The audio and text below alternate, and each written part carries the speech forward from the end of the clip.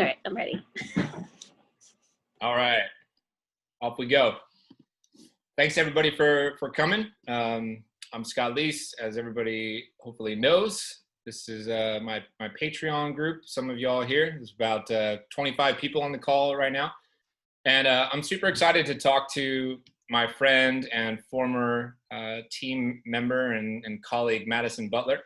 Madison was the first in-house recruiter that I hired ever when I was at Qualia a couple years ago. So that's how we met. If you don't know her, she's a badass, not just sales recruiter, but all roles recruiter. She's become a very powerful, outspoken voice on LinkedIn, has a huge following. Every one of her posts goes absolutely nuts.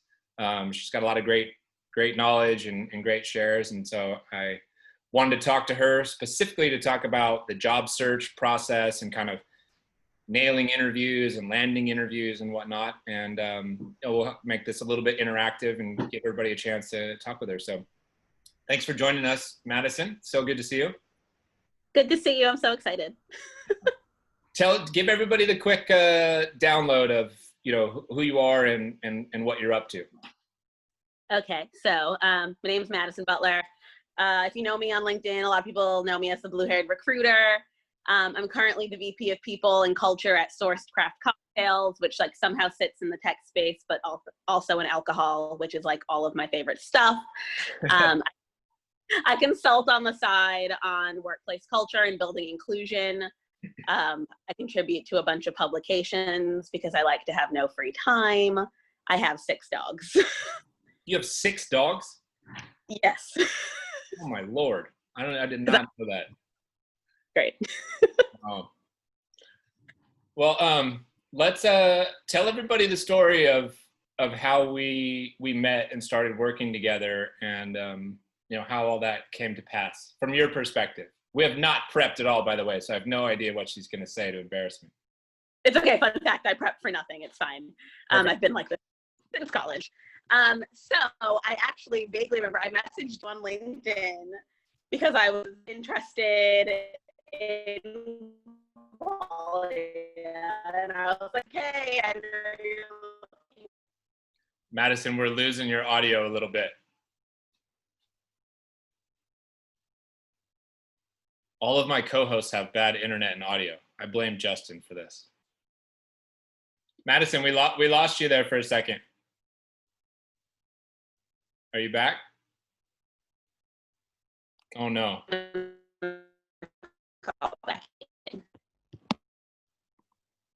Madison, we can't hear you, Madison. Maybe kill your video and just go audio only. But she's gone. Well, there you have it. That was the best interview of all time right there, right? I missed it? You missed it, yeah. You missed it. And you said you were tech savvy. That was perfect technical support advice you gave her right before. Yeah. That's how I roll. I surround myself with people who are also technically useless. I think we actually have some tech skills in this group. I see Vlad and a few others in here that can solve probably anything. Classic. I'm just okay, we can hear you now. We can hear you. Just do the audio. Okay, you're back. So let's start over. So tell everybody the story from your perspective of, how we started working together. Okay, so sorry y'all can't see my blue hair, but basically I had reached out to Scott on LinkedIn because I was looking to move into the tech space. Someone shared his post, I think, and I was like, fuck it, I'm gonna. So I was like, hey, I know you're looking for a recruiter. I'm a recruiter, really good at sales recruiting. Let me know if you want to chat. And Scott wanted to chat, so we got on the phone. And I think the first thing I said was, just so you know, my hair is blue. And Scott said, I don't give a shit. I have eyes. And I was like, oh, okay, cool, perfect, awesome. Followed up with, how many LinkedIn connections do you have? And I was like, I don't know, 1,400. And he was like, well, that's dumb. Why do you only have 1,400 connections? You're not capitalizing on how you can be best at your job. And so I was like, oh, dang, he's not going to hire me. But he did. fun fact. And I came on to Qualia to help build their sales team, which I think we like doubled the size in a very small amount of time.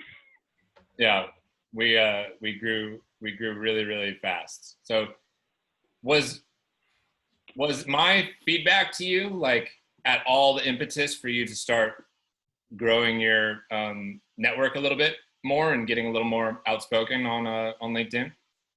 Oh yeah, for sure. So I think part of it was like, that was the first time I ever really thought of using LinkedIn outside of LinkedIn Recruiter. So when you think about LinkedIn from the recruiter side, it's not great UX. I actually hate using LinkedIn Recruiter. I wish someone would come out with a competitor, but I never thought about using it from the other side where like I basically become a walking billboard for my roles. So that was the first time I really thought about it that way. And then kind of, I think working with you and you not really giving a shit about my blue hair or whatever I had to say, I was like, oh, then why can't I just be like this all the time? So I think like I slowly started kind of like posting some things on LinkedIn that I was like, ooh, edgy, awesome, see how it goes. And in the last, 6 or 7 months, it's really like taken off a little bit. I had my first like million view post, which is wild. Got a death threat, so I feel like that's how you know you made it, when someone threatens your life on the internet.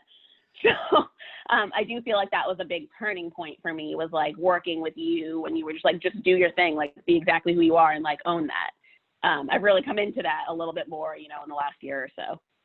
So what advice would you give people as they're evaluating opportunities to try to judge whether the culture fit is going to be right and their boss is going to be somebody who, supports somebody being their true self, right? And not holding things back and kind of just leaning into who you are and letting your voice be out there. It's not super easy. And so what would you advise, candidates to do to evaluate that right now? No, for sure. I think, the thing about the job searching process is, one, it's a grind and it sucks. But as job seekers, we have to always remember, like, we are the capital. Companies cannot really exist without their human capital. It will always be their best asset and best investment. So in turn, we should be interviewing companies the same way they're interviewing us. And so a practice I've really started incorporating when I interview or when people reach out to me is, I really want a company that matches my set. And those are the things I'm going to talk about in an interview. So whether it be my blue hair or the fact that, like, hey, I am a Black woman navigating corporate America, and I'm pretty loud about the injustices that happen in and outside of the workplace, and I'm not willing to compromise on these things. And so it doesn't have to be as like crazy and bold as I am in my conversations, but if there are things that are important to you, I think it's really important to talk about them. And so when we think about some sales teams and some organizations, it's really important to say, like, hey, I have a family. I'm not willing to work 18 hours a day. I'm not willing to work till 11 p.m. every night. Like, it's okay to have boundaries. And I think, we practice boundary setting in our relationships and our friendships. And I think work has to be viewed as just kind of another relationship. And it's okay to set boundaries that are good for you, because putting yourself in a good space is essentially going to be good for the way you work. But instead of figuring that stuff out once you've worked there 6 months and you're like, oh my God, I go to sleep every day at 2 a.m. and I haven't seen my 5-year-old in a week and we live in the same house, that's not the time to have the conversation. We have to have these conversations in your first, your second, your third meeting, because your time is valuable and we need to start treating it that way. Companies often kind of treat this like we should feel lucky to be interviewing, and we need to switch that narrative. Like, companies are lucky to be interviewing us, to have the opportunity for us to come in and build their dream, if that makes sense. Yeah, completely. So it sounds like you're sort of advocating for bringing it up during the interview process rather than waiting to the end of the interview process, or even worse, maybe after the interview has already occurred and you're kind of just starting the job. You agree with that summary? For sure. Like, this is, at the end of the day, like, whether you work at a company or not, that company is going to chug along and make money or not. But this is livelihood at stake. Like, this is going to completely alter your life, whether it be financially, emotionally, mentally. And those are the things that we have to take into consideration is this a good move for me emotionally? Is this a good move for me mentally? Is this just a good place for me? Will I feel like I belong here? It's so often we kind of like think about job descriptions and resumes like puzzle pieces that fit over one another, and humans just don't work that way. We're not puzzle pieces. It is so much more abstract than that. And I think a lot of times companies really shy away from the questions that humanize the process. And so I want to make sure, as someone who does interview people, I'm very human about my conversations. But even when I'm, interviewing, I'm still bringing up the human aspects of this. Like, I'm not like a corporate robot that takes my sweater off at 8 a.m. and like puts it on and I'm just like in it 8 to 5 and that's it. I'm nothing else. Like, I'm still the human I am outside of work while I'm there. And I need a company that values that too. Is it harder to assess this now, and that we're all working from home and, virtual offices and whatnot? And if not, I mean, even if it is harder, I guess, like, how can you assess culture in this virtual remote world? It's a lot harder. I think it'd be a lot harder than walking into an office and being able to watch how people are working and interacting with each other. So if somebody's trying to set these boundaries and evaluate these gigs, can you give everybody like a couple go-to questions that might be good for them to ask in order to, find the right boss, find the right culture and company? For sure. So I think not that I think COVID's great. I do think COVID opens a new door for us into the questions we can ask. So when we thought about culture, I think previously a lot of companies push their kombucha or their beer or their happy hours or their dogs in the office. I know how much you love dogs in the office. And at the end of the day, like, those are not things. Yes, they're great. They're perks. But I have beer at home. If you pay me market value, I can buy kombucha too. I have dogs at home. What I don't have is career development. I don't have all of these things that are much more important than your kombucha. So I think the thing that's nice about COVID is we now get to turn to companies and say, what did you do for your team to support them during COVID? As a Black woman, I'm always going to now ask, what did you do to support your Black employees when George Floyd passed, when Breonna Taylor passed? These are questions that are okay to ask, and they're important. Like, how are you supporting your team now when, yes, we're working remote, and that's pretty normal, but working remote in the midst of a pandemic is 100% not normal, especially when all of these tech companies were like, no, we can't work remote. We don't know how to do that. But now all of a sudden we've been doing it for 6 months. Yeah. So I think there's a lot of value in being able to ask companies, like, what did you do for your people during this? Yeah. Because I saw so many companies pushing narratives around, like, life is normal, blah, blah, blah, hit your quota, hit your quota, hit your quota.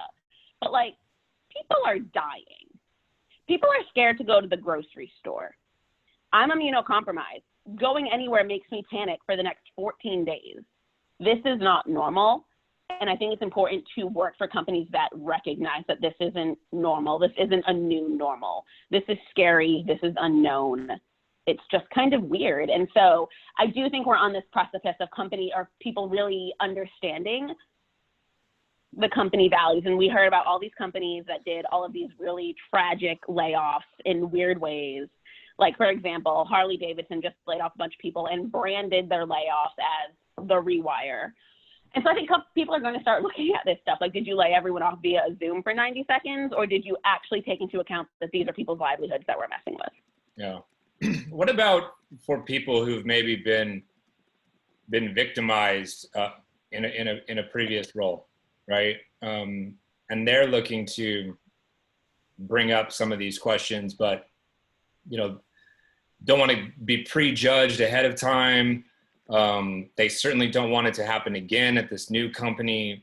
How do you bring up some of these, prior painful experiences without jeopardizing your chances for employment, or sort of early in the process being labeled, a troublemaker or drama or whatever the other kind of terms are that are out there that people might throw around?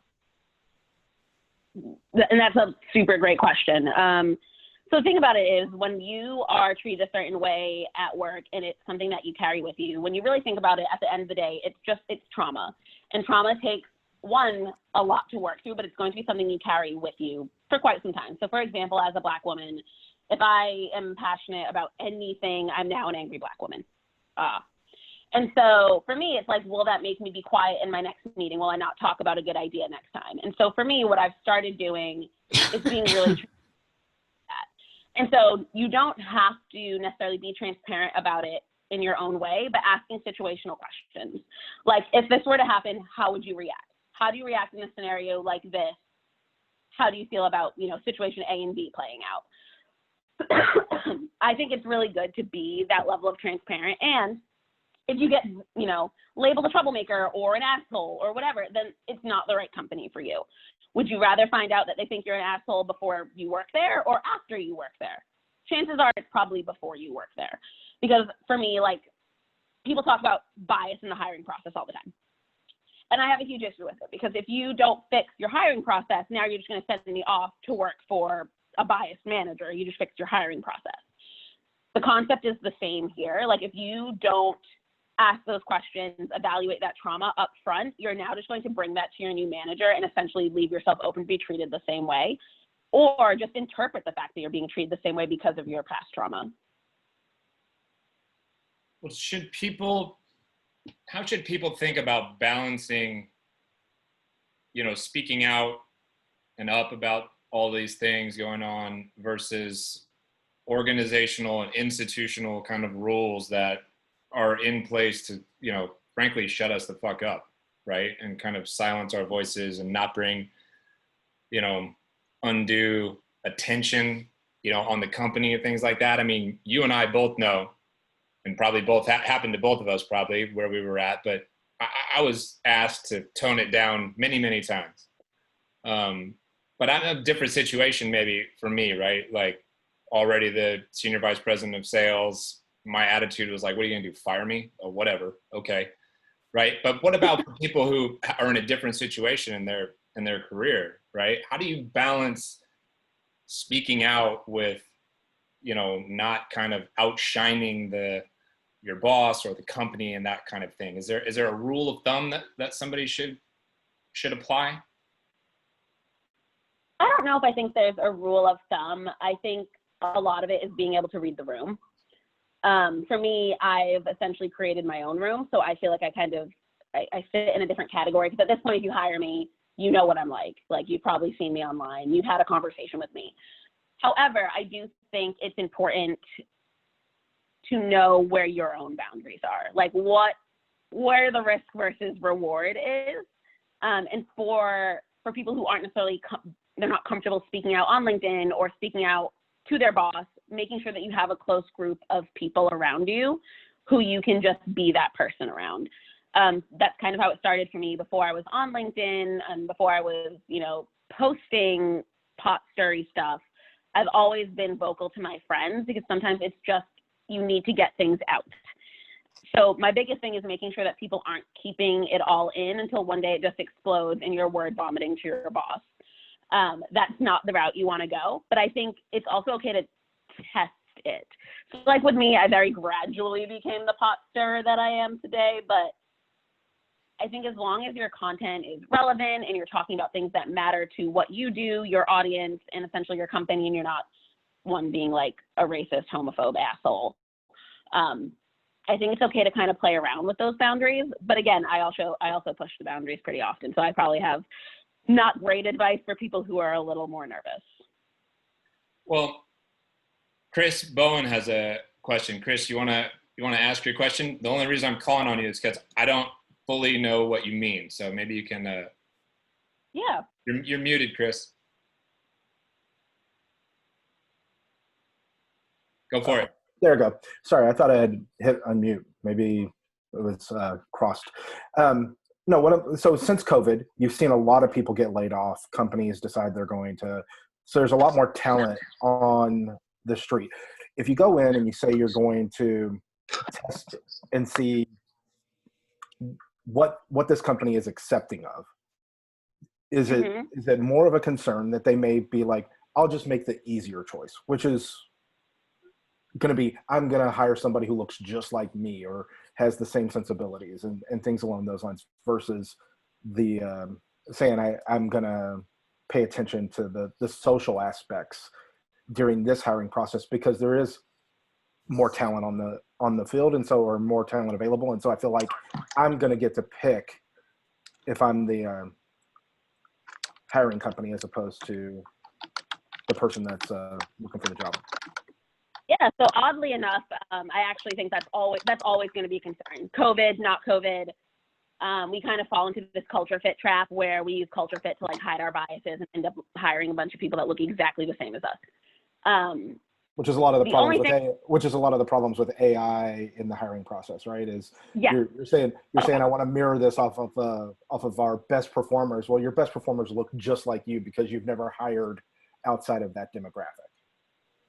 For sure. Like, I could go on for days about how I feel about AI, especially AI that's like trying to solve for diversity. Like, we can't use technology to solve human problems. Like, it just doesn't work. However, I do think right now, the thing that is helping this is this conversation is now being had at a worldwide level. With companies taking a stand and saying Black Lives Matter, it allows them to now have this conversation pretty openly around their values and the things that they say. And so last week I did an interview and it was like this big question of like, what happens next? Like, okay, cool. We posted a black photo on Instagram. We put hashtag Black Lives Matter. We donated to, a cause. Now what do we do to actually make a difference? And so I think a lot of companies are actually now willing to change the narrative. And I think up until this point, it's been this weird thing where you're like more scared to say that someone's a racist than you are to actually be a racist. And so I think that narrative is slowly starting to pivot where now companies want to have people who have different perspectives, who look different, who bring a different level of value to their organization than maybe Jim Bob, who's been a racist for the last 10 years, but we've ignored it because he hits his quota every month. So I do think that part does help because this conversation is now happening and it's not weird. I've been having this conversation for quite some time and like people would have thought that I like kicked their puppy. It's finally kind of normal. My fear is that it'll eventually go away. It's a hashtag, it's a trend, which as a Black woman, it's super frustrating to like be like, ooh, cool, my life being valued as a trend, sweet. But right now, while it is a conversation, this is the best time to start asking companies about what they give a shit about.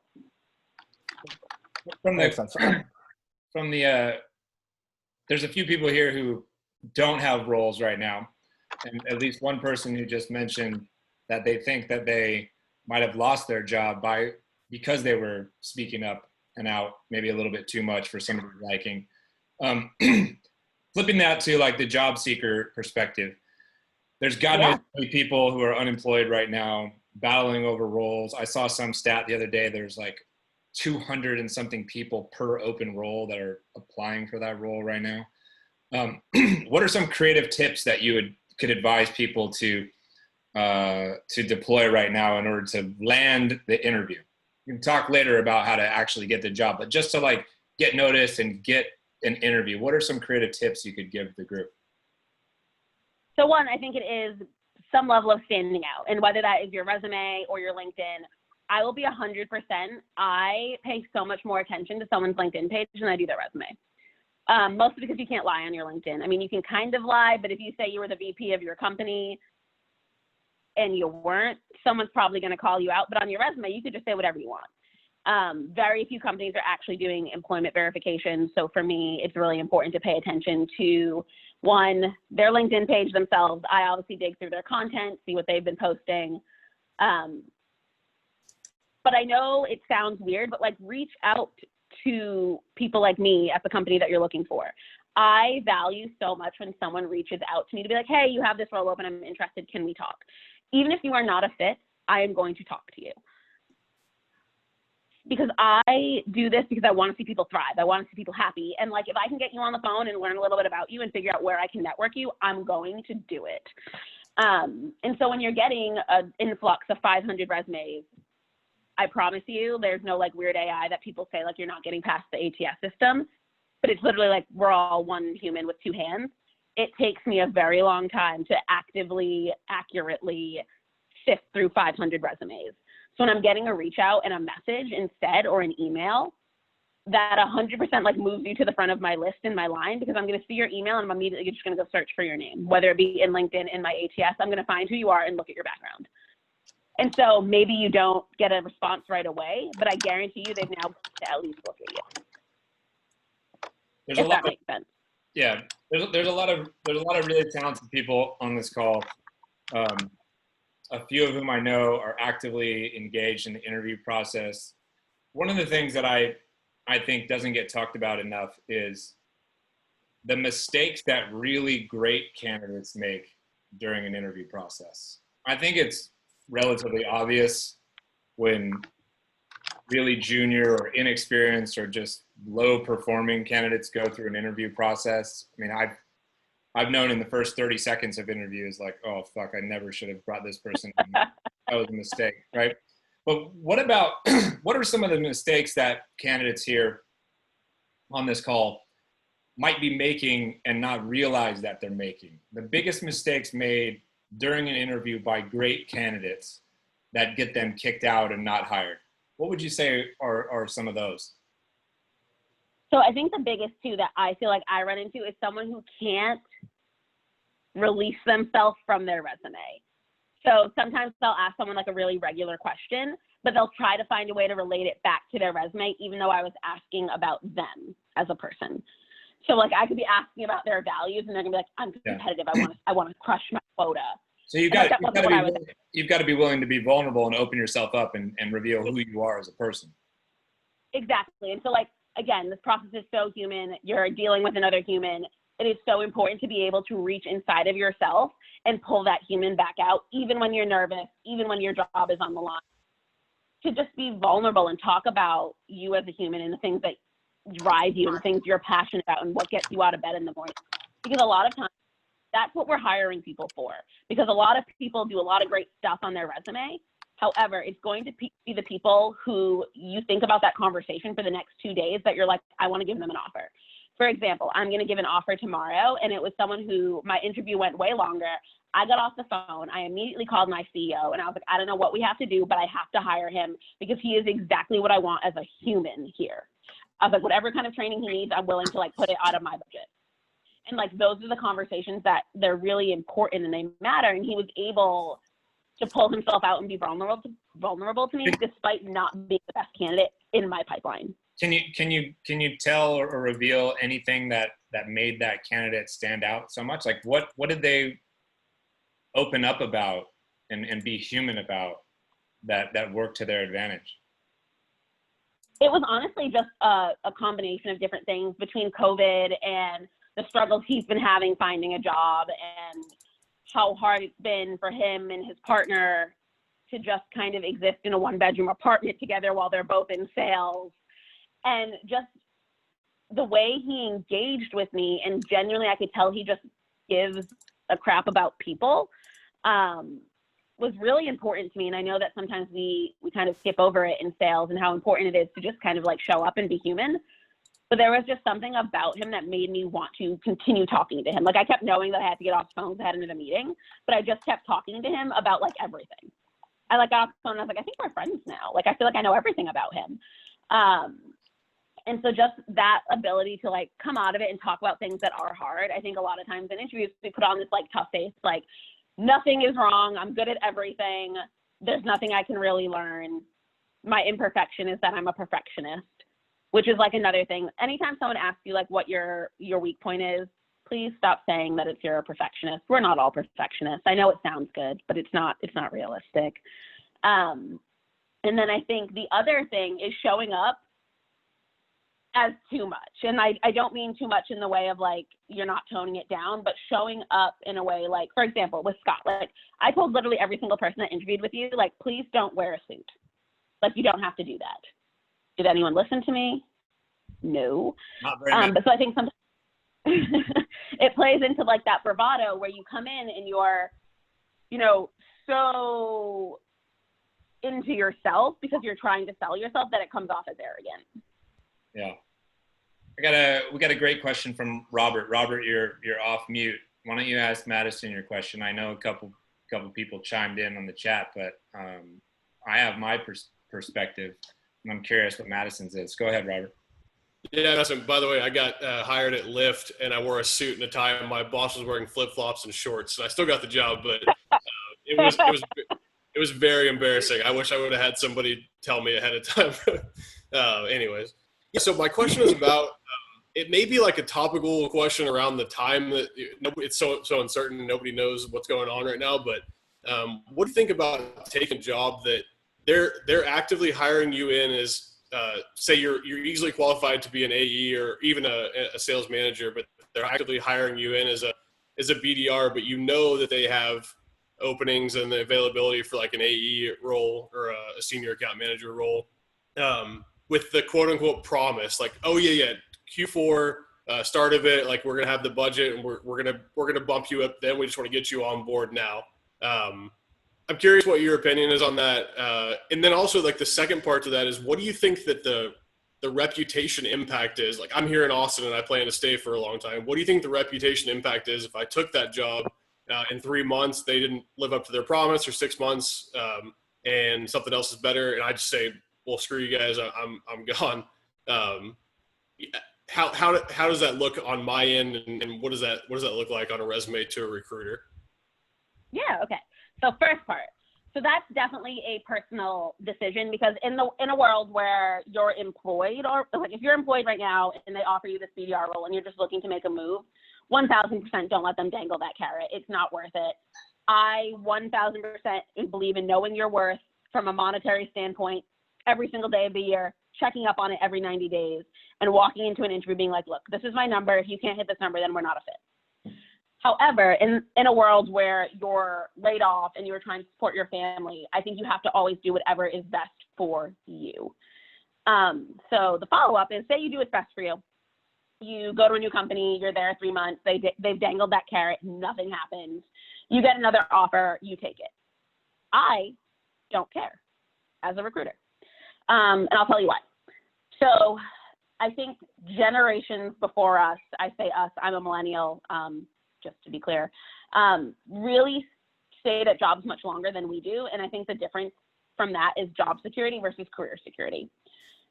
They wanted job security. People stayed at companies 20, 25, 30 years. All I ever want to know in my career is that if you close, you lay me off, I quit, I can go do this somewhere else and be the same badass I am here. That's all I care about.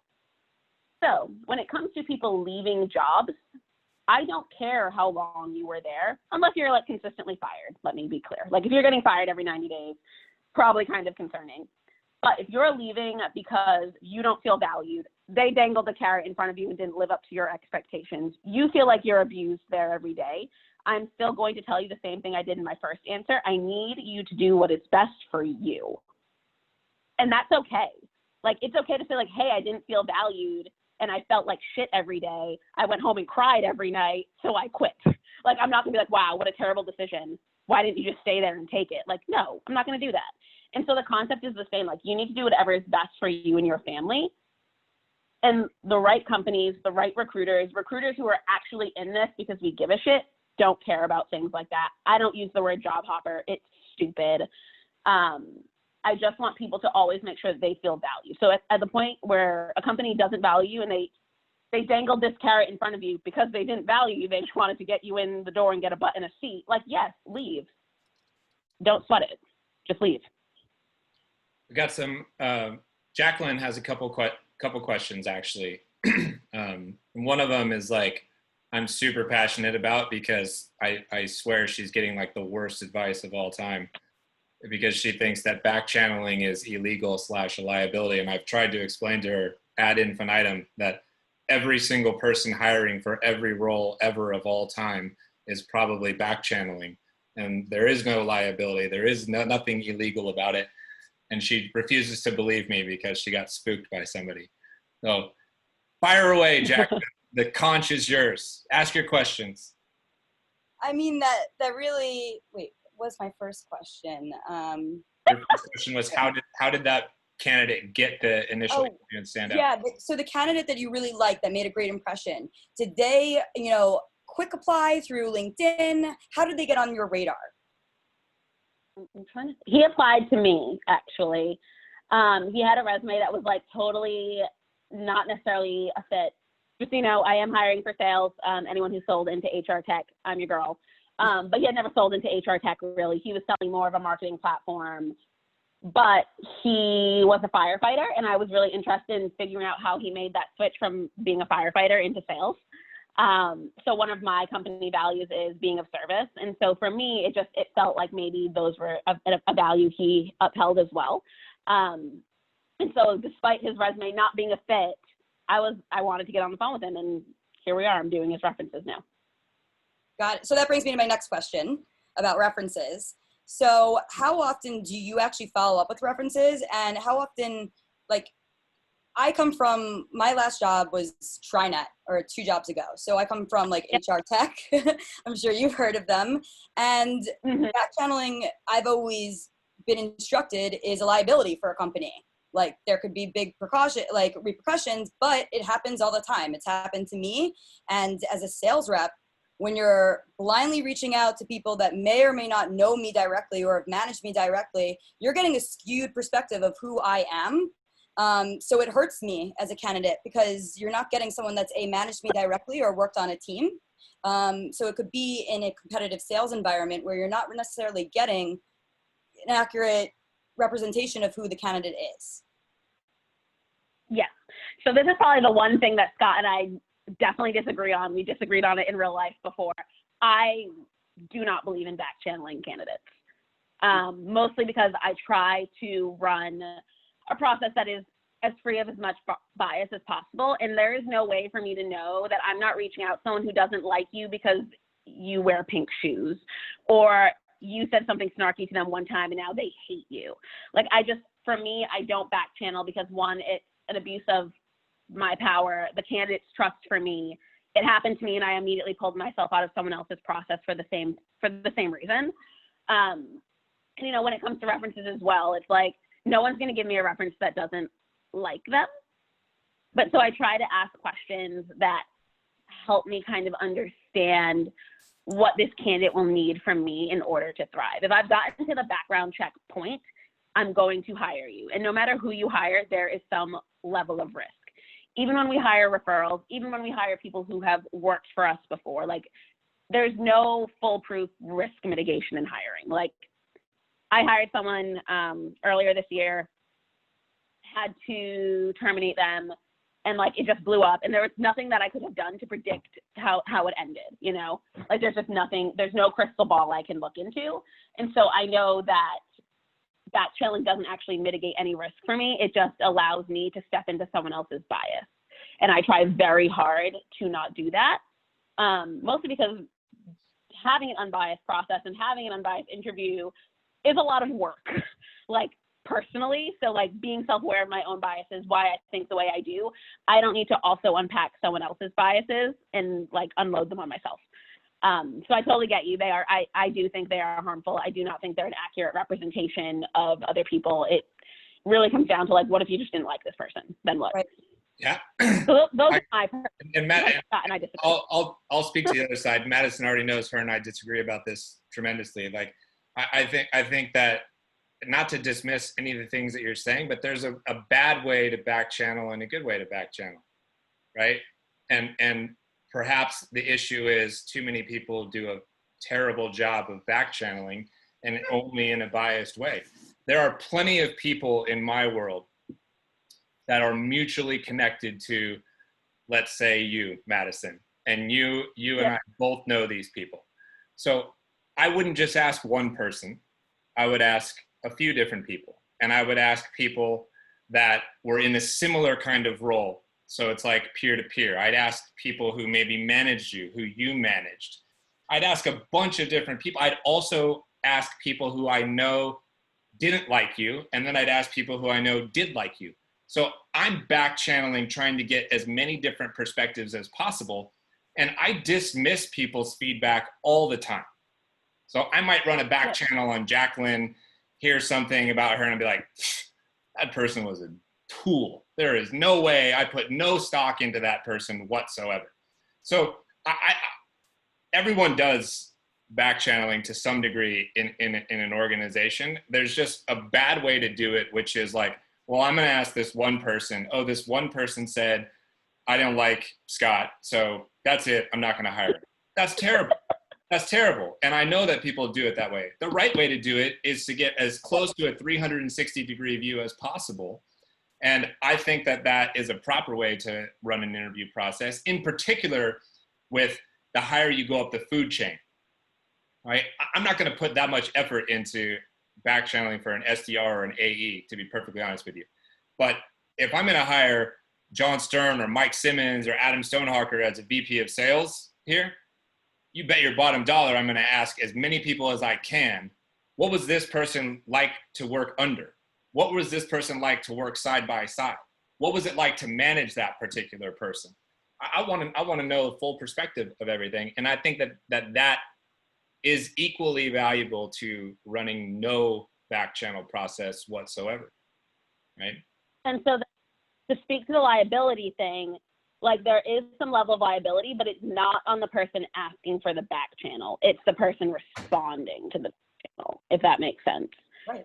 So as an organization, like when you do a reference check or employment verification, they cannot tell you more than this is when they worked here, this is when they left. That's it. So if you were to find out who did your back channel and they gave negative or misinformation about you, you can essentially go back and deal with your company, your ex-company in a civil case. It's not the person asking the back channel, it's the person who gives the back channel, if that makes sense. There's rule of law and there's application of law. The application of that law does not happen. No case I've ever heard of, and in particular in startups. So some people have bias. If you work for the largest HR company in America, you're going to be predispositioned to live in fear of this particular thing. They're like cease and desist letters. Do you know how many cease and desist letters I've gotten in my time? Dozens and dozens. It would spook the normal person to no end, right? To get these things that say, we're preparing a case, lawyers are coming after you, blah, blah, blah, blah, blah. If you don't stop talking, if you don't stop trying to get nobody does a goddamn thing about it. So I just want people to hear both perspectives of things. And this is good, healthy kind of debate. I would not say that I'm right. I would not say that Madison's right. I just think that you should make up your own mind and decide for yourself what level of quote unquote risk you're comfortable with.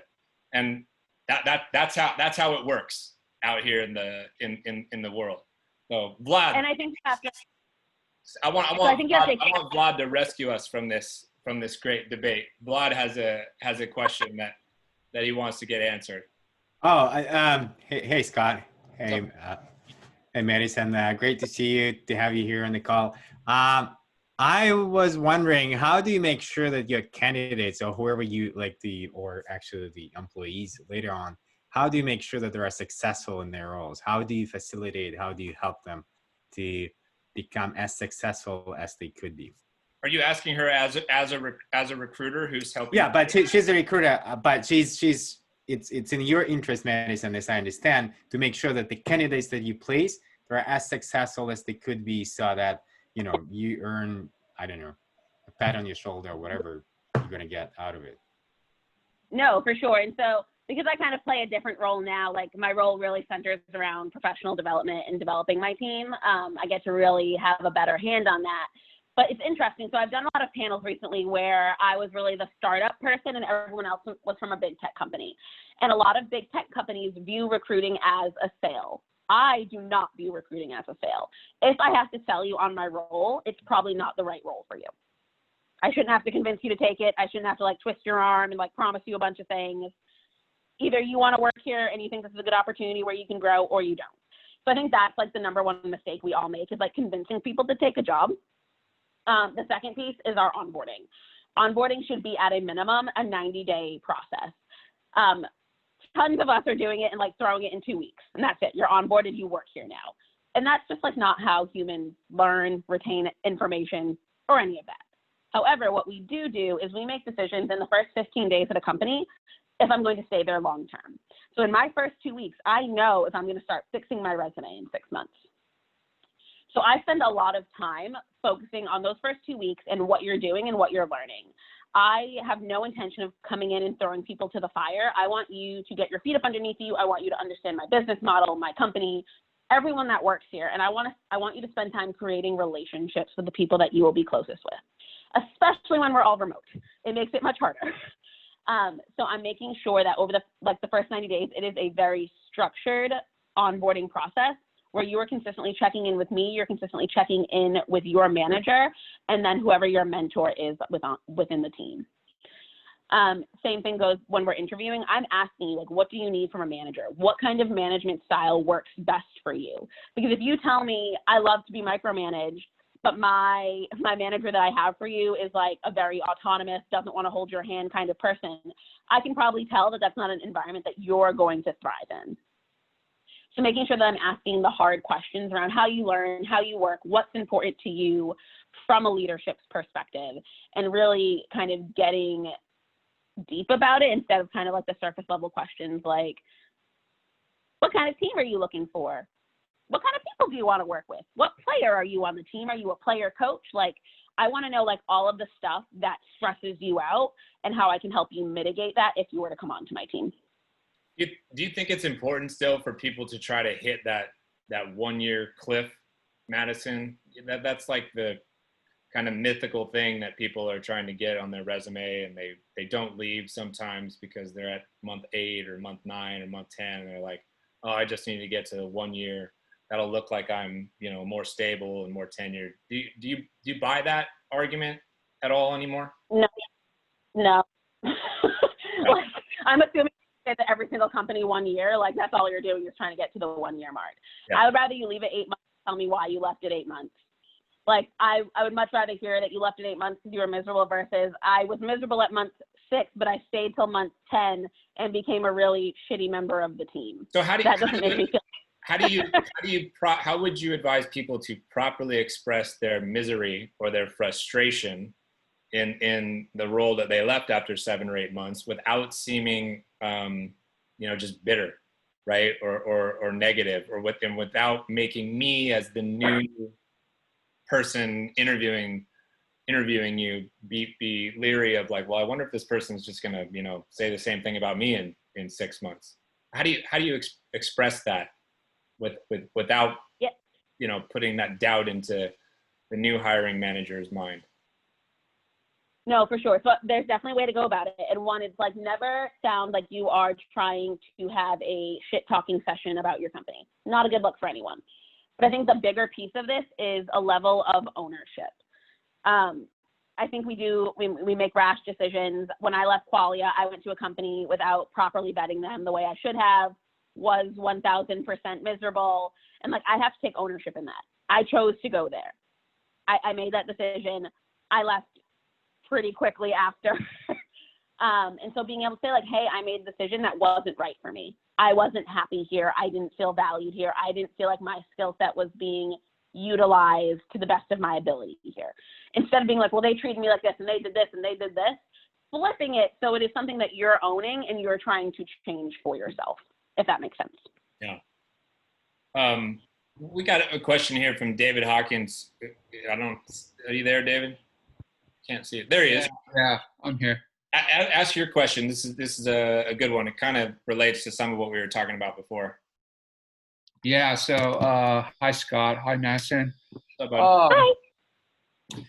So yeah, I was just wondering, what can the candidate do from your perspective to manage a scenario that you may not get a good reference from your previous manager? In my case, he was the founder CEO, and I lasted 18 months there, which is, the average tenure regional vice president of sales. But it was a challenging scenario. I'm in the job search right now. I'm not really sure what he would say about me if he was back channeled.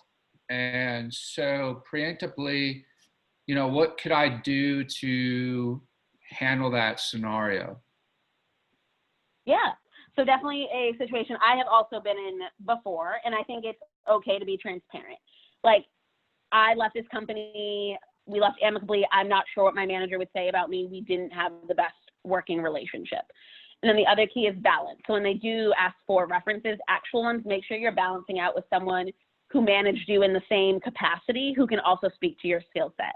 That way, although they may receive some biased feedback from your previous manager that you don't really know what he'll say, you can balance it out with someone who is going to go to bat for you. From your perspective, do you put more clout on what, like, the founder CEO might say over everyone else, or how do you balance that from your side? I mean, I don't. Okay. I mean, I've met a lot of founders and CEOs who are, I mean, I wouldn't say they're the most like trustworthy of references. So I don't think I don't balance in references one against another. Like if you give me your CEO or founder, or you give me a manager, I'm not going to be like, oh, I value the CEO's input more. I don't feel that way.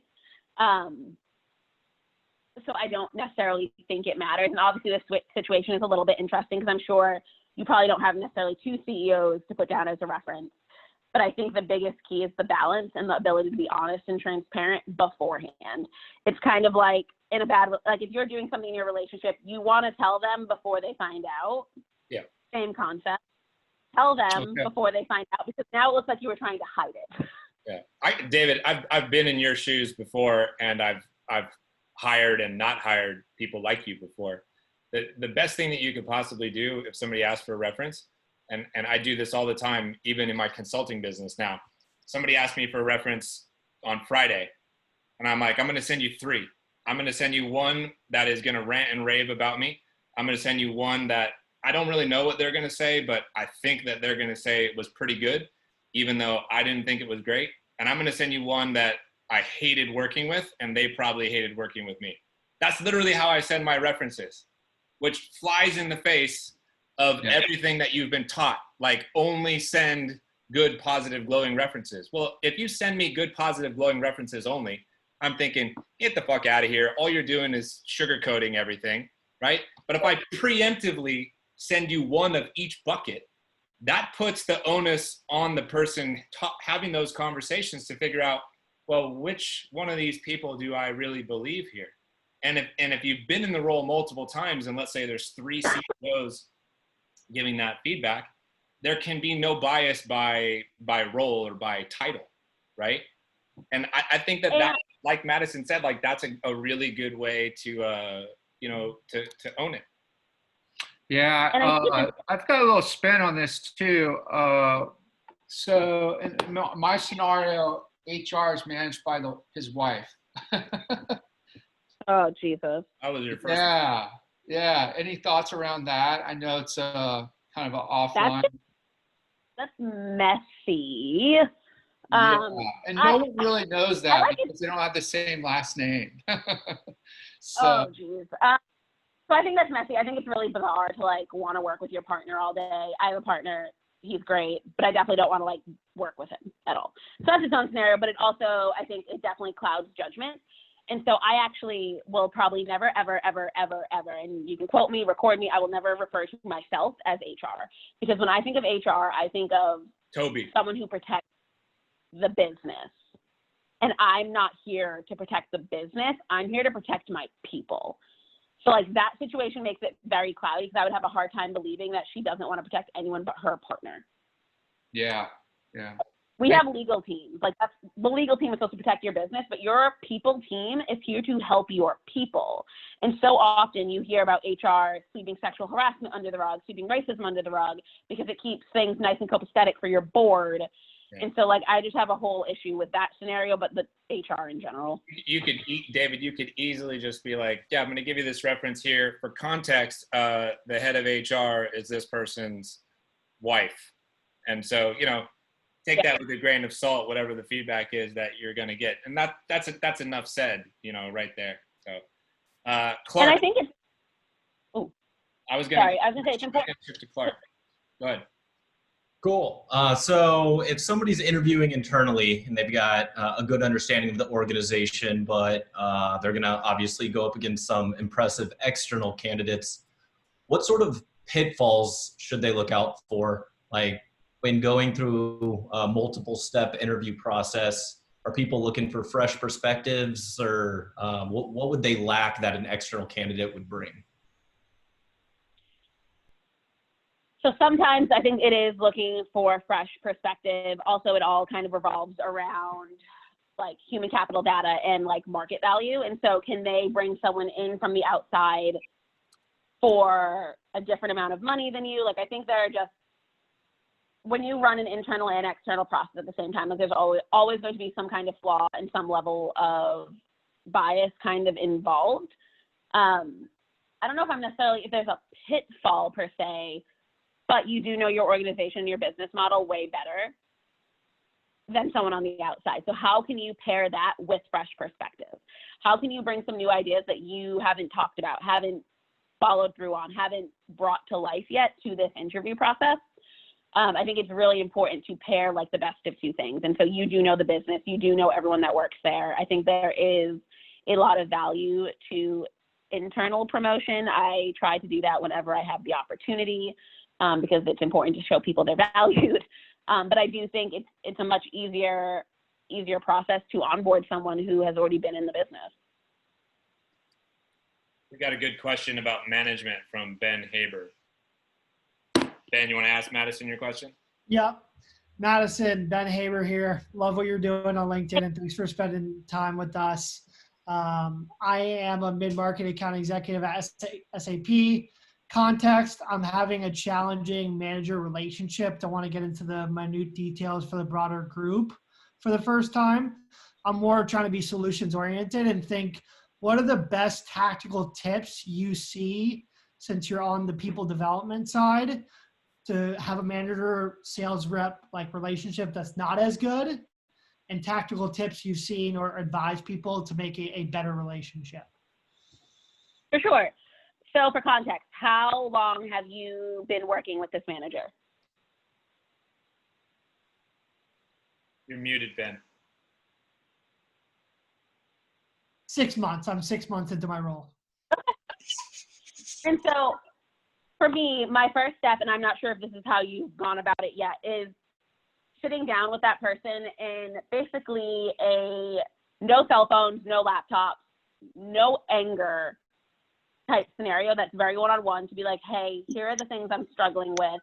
Can we come up with some solutions? I do this on my team pretty frequently, where I do kind of an open forum, no judgment, safe space. I know that sounds corny, but I think a lot of times we get real heated and into our emotions, especially when we're feeling upset or undervalued. And so bringing to the table all of your issues and seeing if you can come up with a solve. On the flip side of that, if that's something that you've already done, you've already kind of gone that route and it's not working, I think it's really important to, in every job you have, having a mentor and a sponsor.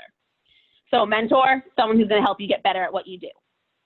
Sponsor, someone who is not your manager, who is probably somewhere above them, but not necessarily their direct manager, who will go to bat for you when things are hard. When you're struggling with something and you just can't get through to your manager, that person has the ability to help you out from an outside perspective.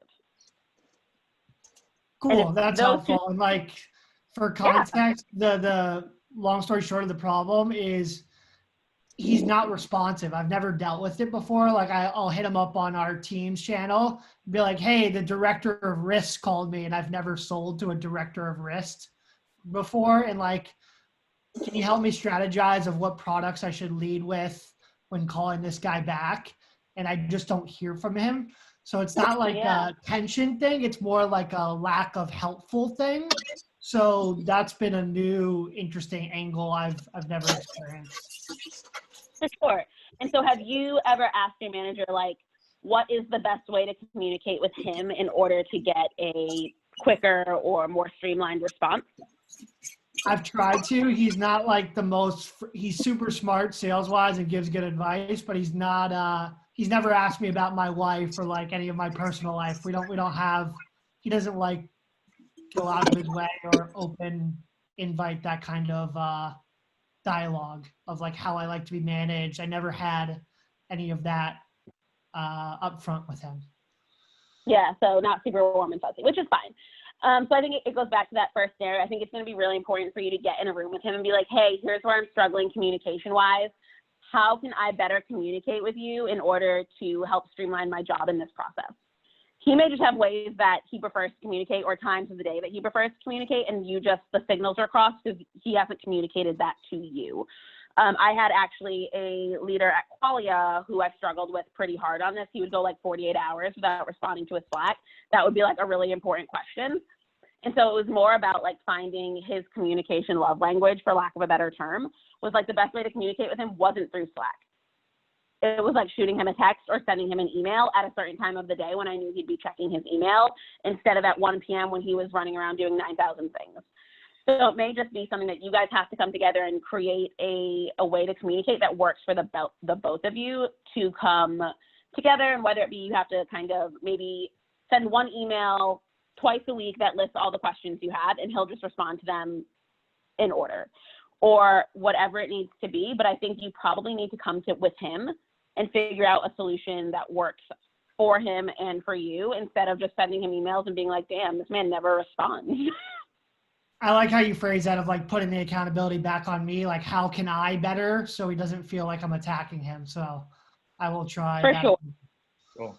Thanks, Ben. We got one more question, Madison, and then we'll let you get back to your evening. Robert, are you there, Robert? Yeah, thank you, Scott. Thanks, Madison, for doing this.